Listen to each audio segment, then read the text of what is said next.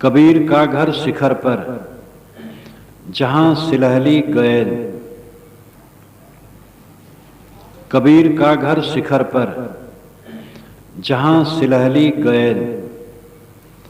पाँव न टिके पपील का, तह खलकन लादे बैल। कबीर का घर शिखर पर। कबीर का घर शिखर पर है, ऊंचे है।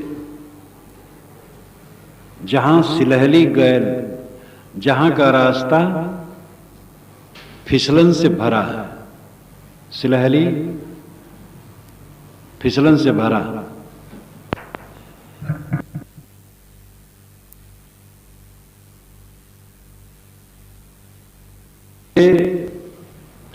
स्थान होना और रास्ता फिसलन से भरा होना,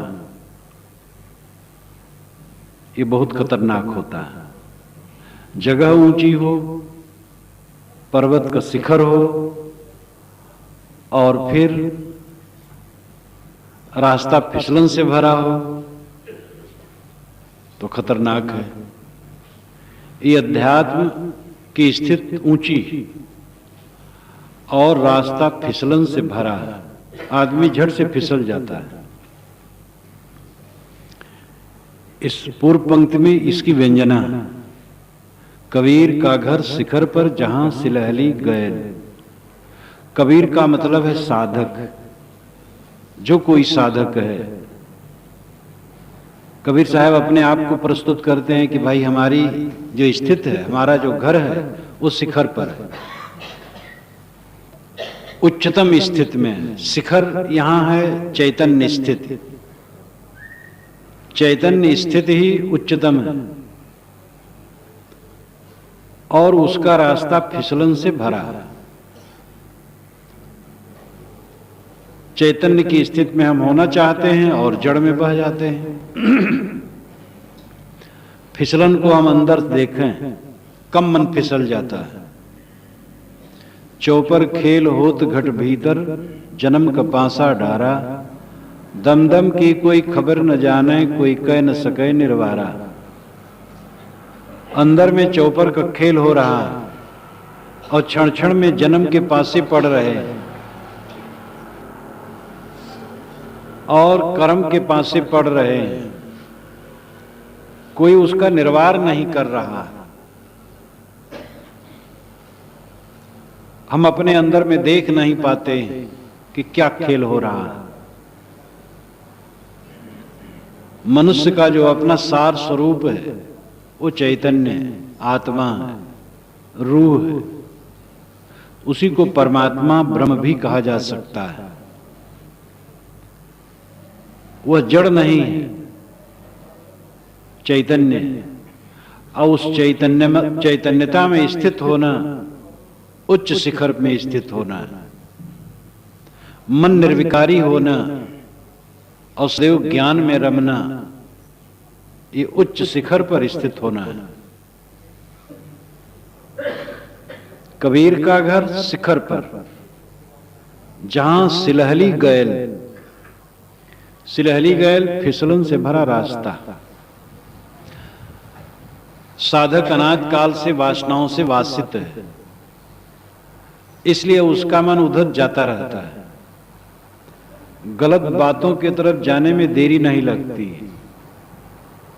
अच्छी बातों को मन बहुत कम ग्रहण करता है, लेकिन जब अच्छी बातों का महत्व समझ जाता है, उसका अभ्यास करता है और उसमें मन रम जाता है, तो गलत बातें अगर थोड़ी आ जाए तो मन में चोट लगती है और धीरे धीरे ऐसी स्थिति भी आती है जब वो गलत बात उसके मन में नहीं रह जाती, चित्त बिल्कुल निर्मल हो जाता है। सिलहली गैल है, फिसलन से बड़ा रास्ता है, तो इसका मतलब ये नहीं है कि कमर पकड़ करके बैठ जाना है। फिसलन से तो इसलिए बड़ा है क्योंकि आदत खराब है। लेकिन जब हम उस चैतन्य स्थित, उस स्वरूप स्थित, आत्म स्थित के महत्व को समझ जाएंगे और जीवन में उसकी चरितार्थता हो जाएगी, तो उसके समान और कुछ लगेगा नहीं। जीवन में शांति, ये सबसे बड़ा सुख है। आत्म उपलब्धि जीवन में सबसे बड़ी उपलब्धि, अपने को जान लेना और अपने को पा जाना, ये जीवन की उच्चतम स्थिति। यही कबीर का घर शिखर पर होना है। कबीर का घर शिखर पर है, ज्ञानी का, साधक का घर उसकी स्थिति शिखर पर है, उच्च अवस्था में है। पावन टिके पपीलका तहाँ खलकन लादे बैल, जहां चींटी के पैर न टिके वहां दुनिया के लोग बैल लाद करके पहुंचना चाहें, कैसे पहुंचेंगे? साहब के कहने का तरीका भी कितना चोटदार और कितना व्यंग। पावन टिके पपीलका, जहां चींटी के पैर नहीं टिक पाते हैं वहां बैल लाद लाद करके लोग पहुंचना चाहते हैं। बैल लाद करके पहुंचने का मतलब क्या है? गंगा में नहा करके मुक्ति चाहते हैं। मोक्ष मालूम होता है पान तमाकू का सौदा हो गया। गंगा में नहाओ मुक्त हो जाओगे, नर्मदा का नाम लोगे मुक्त हो जाओगे। अयोध्या, एक पंडित जी मुझसे कहते थे कि महाराज मैं अयोध्या गया था सरयू स्नान करने, तो अयोध्या के तट पर एक महात्मा का भाषण हो रहा था, तो दोनों हाथ उठा करके कहें, सरयू की तरफ पहले हाथ किए तब देव मंदिर की तरफ, कहीं यहां आज जो नहा लिया और जा करके भगवान का दर्शन कर लिया और आज मुक्त हो जाएगा। तो अब गंगा में नहा ले, गंगा में नहाना भी ठीक है, कहीं देव मूर्ति हो उसको भी देख लेना, कोई बुरा नहीं है, लेकिन इतने मुक्ति हो जाएगी। मुक्ति क्या है? मुक्ति कोई पान तमाकू का सौदा है, 4 पैसा दे दो ले लो। मुक्ति का तो मतलब है छुटना, हमारे मन का मोह, घृणा, ईर्षा, द्वेष, दुख, चिंता, फिक्र, मन की कलिकानी छूट जाए तब मोक्ष है। मन में जो कीड़े कुलबुलाते रहते हैं राग द्वेष के, दुख संताप के, सदैव हानि की अनुभूति होती रहती है। ये नहीं हुआ, वो बिगड़ गया, ये हमारा घट गया, ये हो गया, जो मन हरदम दुखाता रहता है, इसके निवृत्त होने पर मोक्ष, यही निवृत्त हो गया, बस मोक्ष है। मोक्ष का मतलब दुखी न होना। मानव जीवन की विशेषता है कि वो दुखी न हो। जो दुखी नहीं होता वो धन्य है। वो पैसे से नहीं होता है कि दुखी न हो, न विद्या से, न परिवार से, न प्रतिष्ठा से, न शिष्य शाखा से, न प्रवचन पटुता से। दुखी न होना, दोषी न होना। जब आदमी दोषी नहीं होता है तब दुखी नहीं होता है। दोष की निवृत्त होने से दुख की निवृत्ति होती है। तो साहब कहते हैं पाउन टिके पपीलका तहाँ खलखन लादे बैल, जहां चींटी के पैर नहीं टिकते हैं तहां संसारी बैल लाद करके जाना चाहते हैं। मैं अयोध्या से उत्तर था, एक पंडित जी बेचारे बड़े बूढ़े, 80 वर्ष की उम्र लगभग, एक तीर्थ में गए थे, वहां से लौट के आए थे, 4 दिन बीता था। किसी बड़े पंडित ने बताया कि आगे 1 सप्ताह के आगे मथुरा में जाकर के वहां अगर जमुना में स्नान करें अमुक तिथि को तो मुक्ति हो जाएगी। अब वो गठरी मुठरी बांधने लगे वहां जाने के लिए। तो उनके बड़े लड़के हमारे पास आए, कहे महाराज आप समझा दीजिए, अब बूढ़े हैं, ये एक जगह से आए हैं सैकड़ों किलोमीटर से, अब फिर गठरी बांध रहे हैं जमुना में जाने नहाने के लिए उधर मथुरा की तरफ, इनको क्या हो जाए पता नहीं, बूढ़े हैं, इनको समझा दीजिए। मैंने कहा भाई वो मुक्ति लेने जाते हैं, मुक्ति में मैं दीवार बनूं, अक्का दूं तो मैं दोषी बनूं, ये मैं कैसे कह सकता हूं। तो मुक्ति हर जगह मुक्ति लोग कह देते हैं, छोटी छोटी बात को लेकर के मुक्ति हो जाएगी। मुक्ति कोई अदृश्य वस्तु नहीं है, मुक्ति कोई अनुमान कल्पना नहीं है, मुक्ति तो जीवन है, जीवन बन जाता है मुक्त, दुख रहित जीवन मुक्त जीवन है, और दुख रहित जीवन होता है। जब हमारा मन भौतिक धरातल से ऊपर उठ जाता है, क्योंकि शिखर पर तो ये घर है ना, और सिलहली गैल भी है, फिसलन से भरा रास्ता है। मन हटाओ संसार से फिर चिपक जाता है, हटाओ फिर चिपक जाता है। कहीं किसी जवान को देखे मृत, एकदम लगता दुनिया में कुछ नहीं। 2 घंटे के बाद दुनिया में फिर रमने लग गए। क्षण क्षण हम रमते हैं संसार में, तो सिलहली गैल है और उच्च शिखर पर घर है, वहां पर चढ़ने में मेहनत है और गिरने का डर है, लेकिन जो चलता है वही पहुंचता है। जो चलता ही नहीं वो कैसे पहुंचेगा? जो घाटा के डर से व्यापार नहीं करेगा वो कैसे उसका गुजर होगा? जो सड़क में इसलिए नहीं निकलता है कि एक्सीडेंट न हो जाए, तो घर में बंद रहेगा। घर में तो सर्वाधिक एक्सीडेंट होता है। जितने लोग मरते हैं 99% लोग घरों में मरते हैं, बिस्तर पर। इसलिए सड़क से अधिक दुर्घटना का स्थल बिस्तर है, और बिस्तर से कोई भयभीत नहीं होता है। तो कब तक घर में बंद होकर के बैठे रहोगे?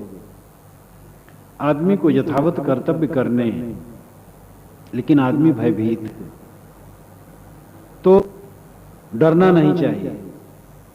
गिरते हैं सवार ही मैदाने जंग में, वे तिफल क्या गिरेंगे जो घुटनों के बल चले। घोड़े पर कुशल सवार ही कभी कभी गिर जाते हैं, और वो शिष्य जो घुटनों के बल रेंग रहे हैं वे क्या गिरेंगे? इसलिए कोई साधक अगर फिसल जाए तो मजाक मत उड़ाओ, शाबाशी दे के उठाओ, फिर वो बढ़ जाए। और कहीं भूल हो जाए दूसरे से क्षमा करके आगे बढ़ने की चेष्टा करो और बढ़ाने की चेष्टा करो। अपने पर कड़ाई और दूसरे के साथ कोमलता, यही तो जीवन का रहस्य है। अपने आप को कभी क्षमा न करो और दूसरे पर कभी निर्दय न बनो, बस जीवन आनंदमय हो जाएगा। तो जो मोक्ष है, मोक्ष का मतलब है दुखहीन जीवन, मन में दुख कभी न हो। और ये तब नहीं होगा जब हमारा मन भौतिक धरातल से ऊपर उठेगा। मैं देह नहीं हूं, शुद्ध चैतन्य हूं, आत्मा हूं, ज्ञान स्वरूप हूं। भोग जीवन लक्ष्य नहीं है, मोक्ष जीवन लक्ष्य है। मेरे चारों तरफ फैला हुआ जो कुछ है मेरा नहीं। यह विवेक जब निरंतर जगा रहेगा तो क्या घाटा हो गया, क्या मुनाफा हो गया, क्या हानि हो गई, क्या नुकसान हो गया, कौन मिला कौन बिछुड़ा? कोई मिला ही नहीं, बिछुड़ा कहां? मिल कोई नहीं सकता मुझसे। मैं ऐसा असंग हूं, निर्लेप हूं, कोई मुझसे मिल नहीं सकता। जितने रूप हैं आंख तक प्रतिबिंबित होते हैं, जितने स्वाद हैं जीभ तक, जितने स्पर्श हैं चाम तक, जितनी गंध है नाक तक, जितने शब्द हैं कान तक, आत्मा तक कुछ नहीं पहुंचता है। मुझे कुछ मिल गया छूटने के लिए, संजोग हो गया वियोग के लिए, उसमें हर्ष मानने से तो शोक होगा ही। इसलिए भौतिक धरातल से मन जब हमारा ऊपर उठ जाता है, जितने क्षण उठा रहता है वही मोक्ष है। और जब यह दशा एक रस हो जाती है, इस दशा में निरंतरता हो जाती है, तब दुखों का पूर्ण अंत हो जाता है। साहब कहते हैं जहां चींटी के पैर नहीं टिकते हैं संसारी, वहां बैल पर लाद करके जाना चाहते हैं। पहले बंजारे बैल से सामान ले जाते थे और बेचते थे। तो इसी प्रकार सूक्ष्म विचार से एक मोक्ष होने वाला है, दुख का अंत होने वाला है, केवल क्रियाकांड से नहीं। क्रियाकांड का महत्व अपनी जगह पर हो सकता है कुछ दूरी तक, लेकिन आत्मज्ञानी बनो।